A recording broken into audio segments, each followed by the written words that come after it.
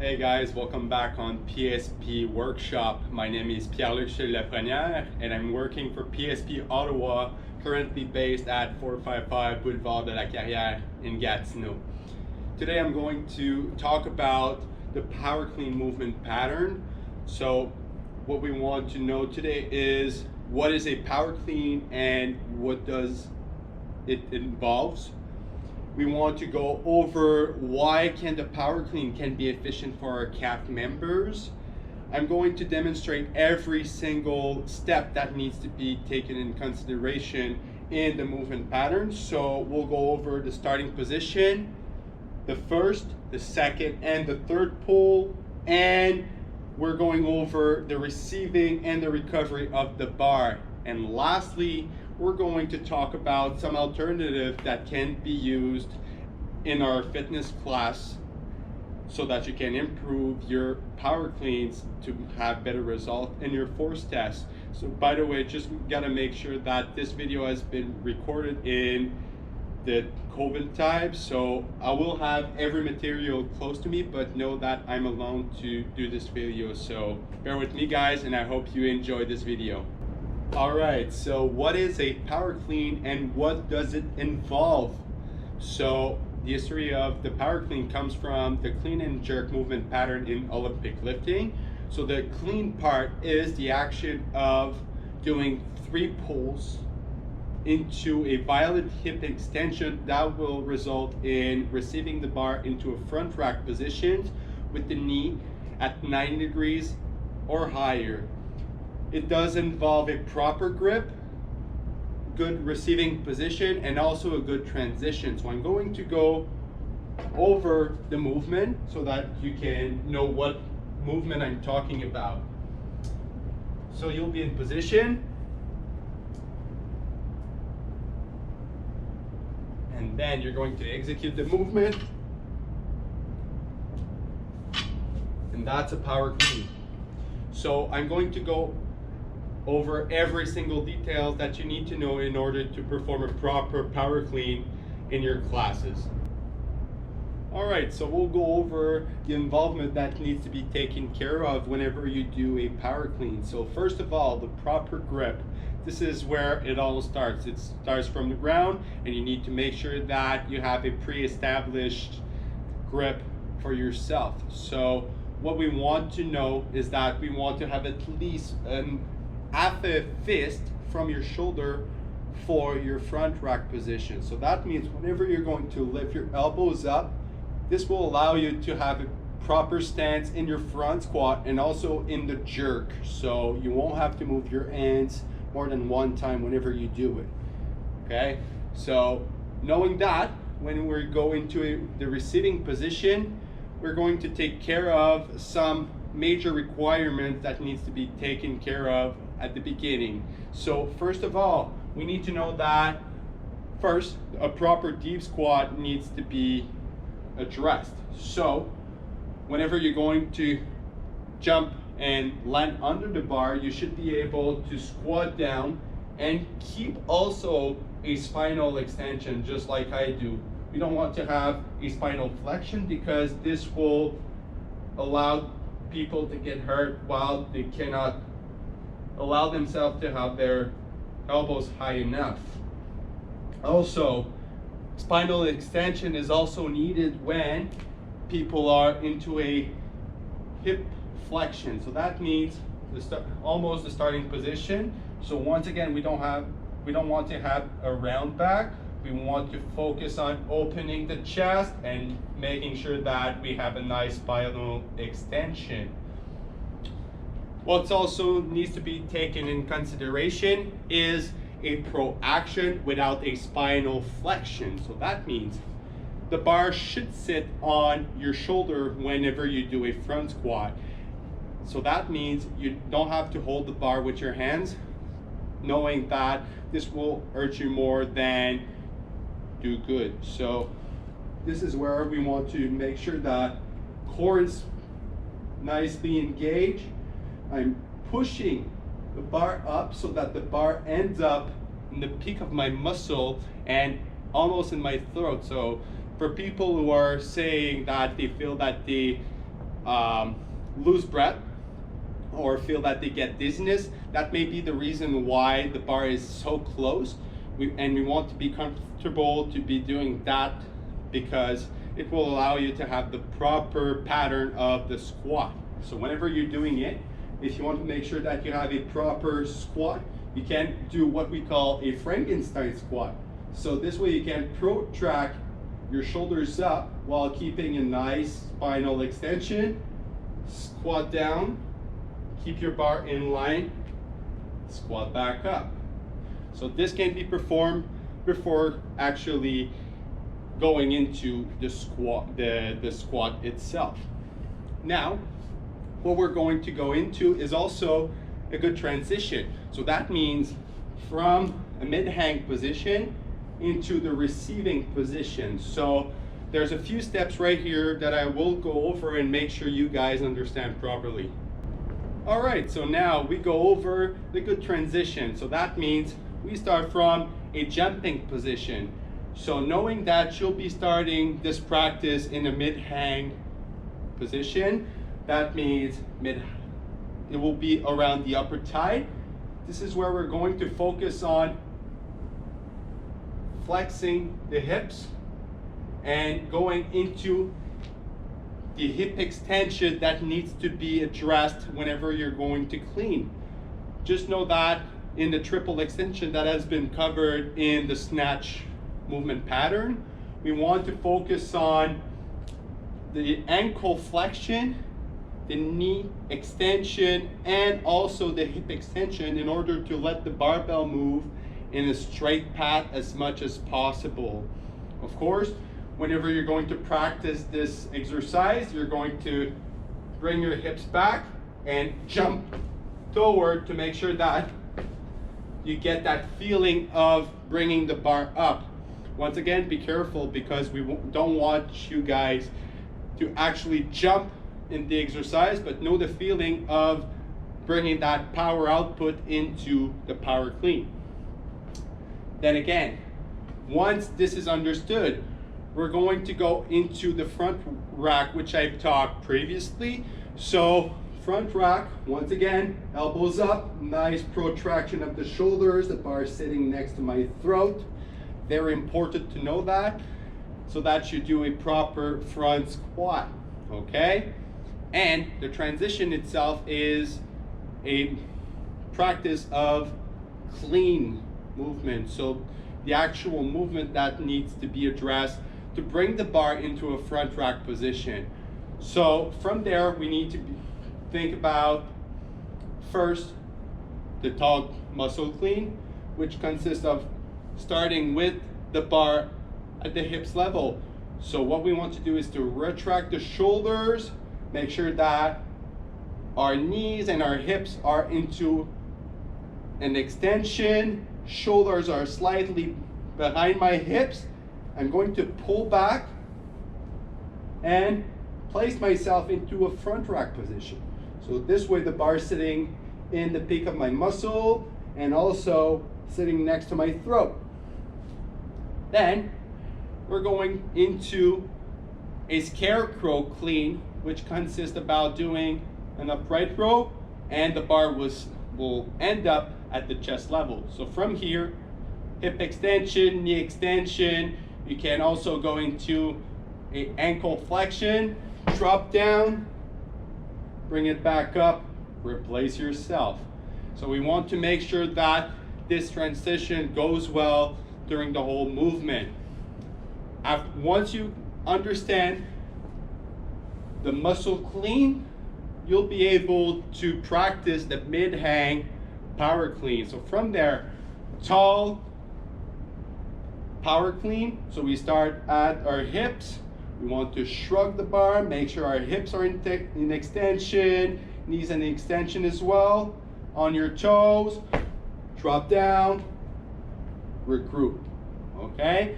So once this is understood, so once again, ankle extension, knee extension, hip extension, shoulders behind the hips, also into a retraction. I'm going to pull up, land on the ground, into a squat stance, squat up, then replace myself. So this is part of a good transition. The last part of this is the mid-hang power clean. So this is where we're going to emphasize on the jump motion that we just saw before. So we want to hinge back, so hip flexion, and we want to scoop the bar to go up and then receive into a front rack position. Okay, so once again, I recommend highly to practice those movements with the dowel and get familiar with the pattern themselves. Next, we're going to cover why the power clean can be efficient for calf members. So why the power clean can be efficient for our military members? So we need to know that the power clean can be efficient in the way that it will allow to bring a weight from the ground into a front rack position at a greater speed. So that means with greater power. So it is technically easier to learn and perform for most of people. It demands less flexibility and precision than the actual squat clean and the snatch. And also it allows the user to use greater weights. So to put that speed into the equation of mass times speed equals power, to realize that this movement can be transferable into any real life situation, such as the sandbag lift during your force test. So remember guys, whenever you're doing your force test, you want to make sure that you're sitting down with a nice spinal extension. You bring the weight up to your hips and touch the desired height that you want, which is 1 meter. So we want to cover that height for people who feel that they are more weak during that portion of the test. So we want to make sure that you'll be able to practice this movement with any given types of objects at home or even in our gyms in our fitness classes. So coming next, we're going to look at the Olympic lifting movement pattern itself. So first, starting position, very important. We're going to have a look at the 3 pulls and at the receiving and recovery of the bar, which is mostly the squat in the end. So we'll go over that and make sure you guys understand the power clean. All right, so let's cover this up, guys. So first thing to take in consideration is the starting position. So what we want to focus on first is our feet placement. So we want to know that our heels will be aligned to our hips, and we want the point of our feet pointing outside around 5 to 15 degrees. So that means you'll have a slight angle in your feet to make sure that you get the good hip extension in the second pull, all right, which will be covered. So knowing that, we covered how we should grip the bar. So we want to make sure that it's a pre-established distance. So in my case, I can look at the bar and know exactly where I'm going to put my hands, all right? So very important, I'm going to use my hook grip. So index and major goes over the thumb, all right? While you do that, you need to make sure that you internally rotate your arms, sit yourself into a nice squat position, look forward. And when I'm in this position, I should be able to know that my arms are nice, passively extended, rotated internally with the elbows pointing out. The bar will be just over the ball of my feet, my back into a nice extension, and my eyes and my head will be looking straight forward.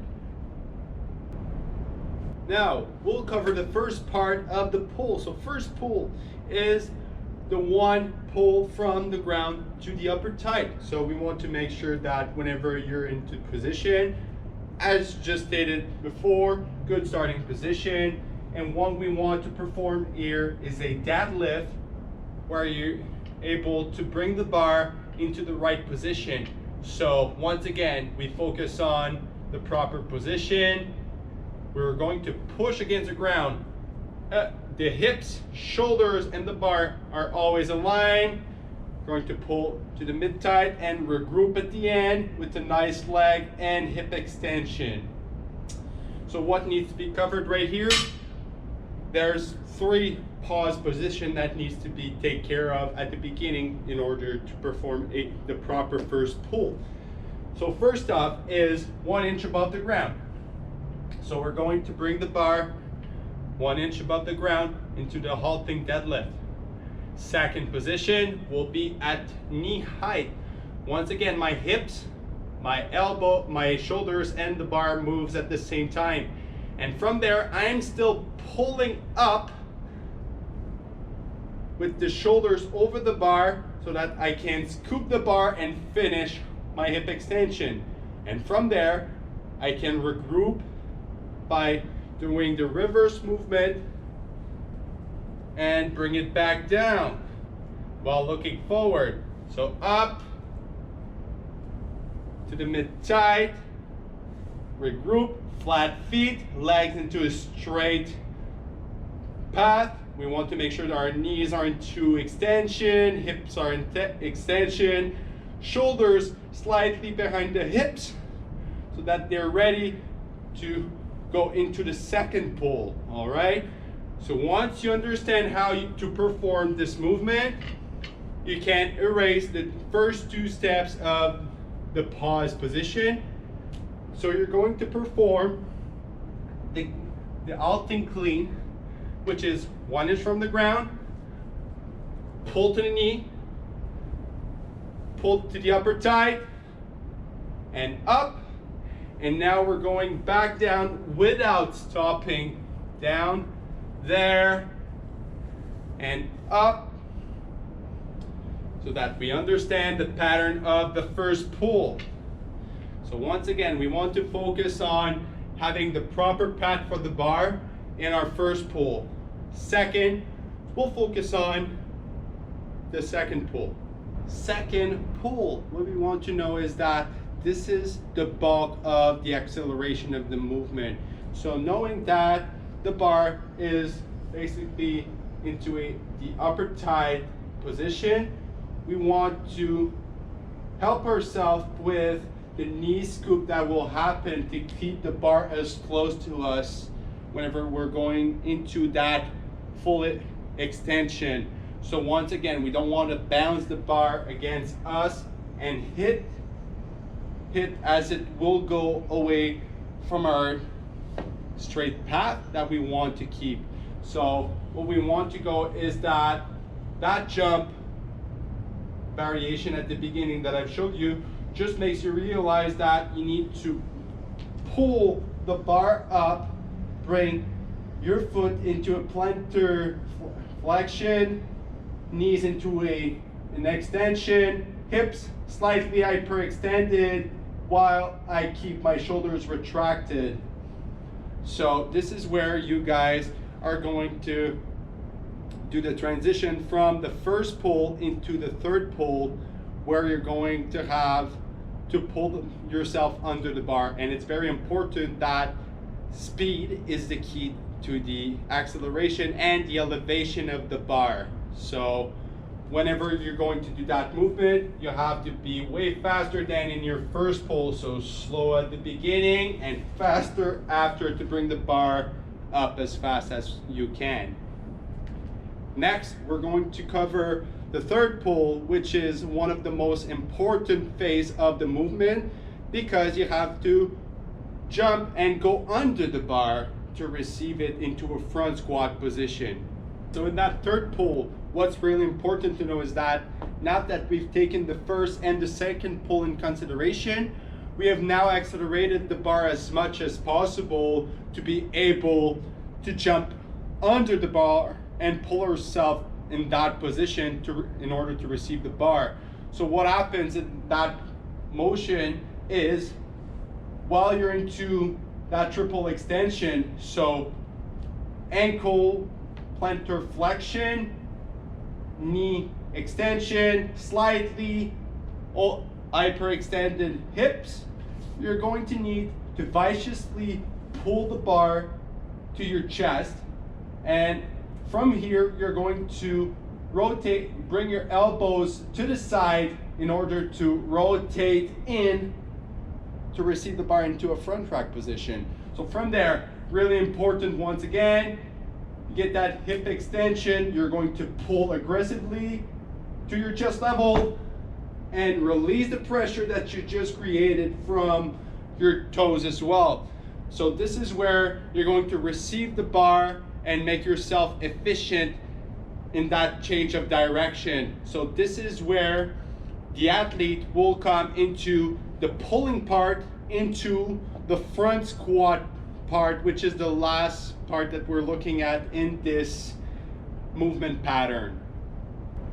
Last of all, reception and recovery of the power clean. So what's important to know is that the movement has to be, once again, really aggressive, because we want to take ourselves out of that power position and finish with a quarter squat, knowing that we're not actually doing the whole clean, which consists about pulling yourself down under the bar into a bottom squat, and from that position you'll have to bounce out of this position aggressively in order to erect yourself in a front squat. So what's important is, as I'm going to demonstrate, you need to be aggressive in the movement, because if you're not going to do that turnover and step out aggressively, chances are the bar will end up in front of you and it will make yourself hurt either your shoulders or your back. So we want to avoid that as much as possible. So starting position, toes going out 5 or 15 degrees, knees just under the hips. I'm going to sit down with my hook grip, arms internally rotated, looking forward. First pull, second pull, third pull, up, reception. What I need to know is that here I need to have a proper spinal extension, elbows up, hands relaxed, bar sitting on my shoulders, and I need to be active to make sure that whenever I squat back up, I'm into the right position. Once again, power position consistent being higher than 90 degrees at knee flexion.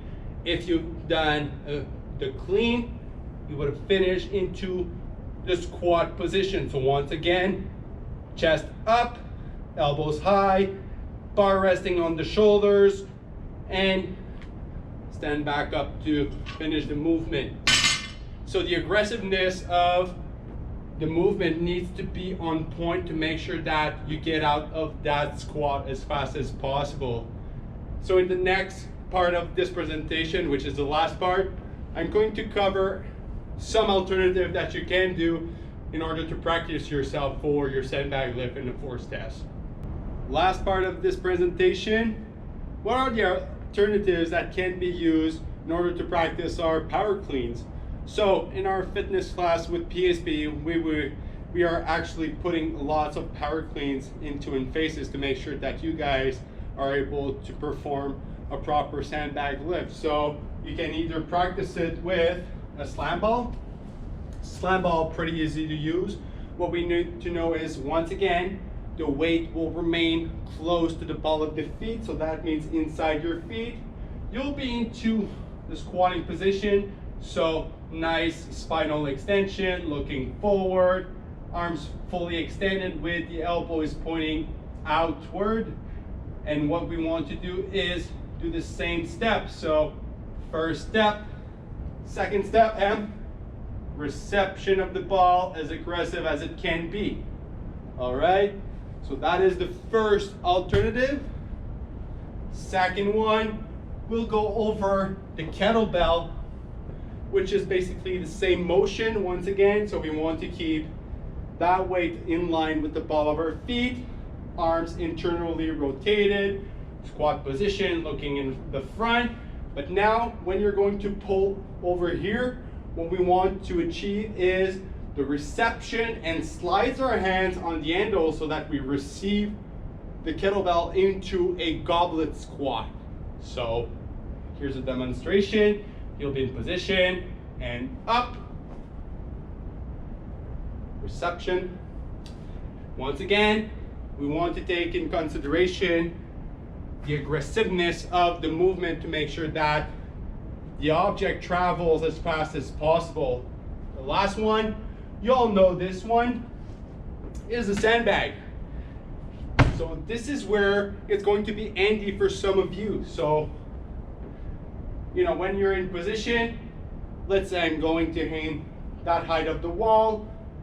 I'm going to sit down, grab each side of the bag. Make sure you don't grab those rings, and neither do you grab that handle. So what you want to perform is the squat down, look in front of you, first pull, second pull, third pull. All right, so I'm going to go into the full movement and rack the bag into a front rack position. So this is the power clean movement pattern. I hope you guys enjoyed this video as much as I did doing it, even with my broken English.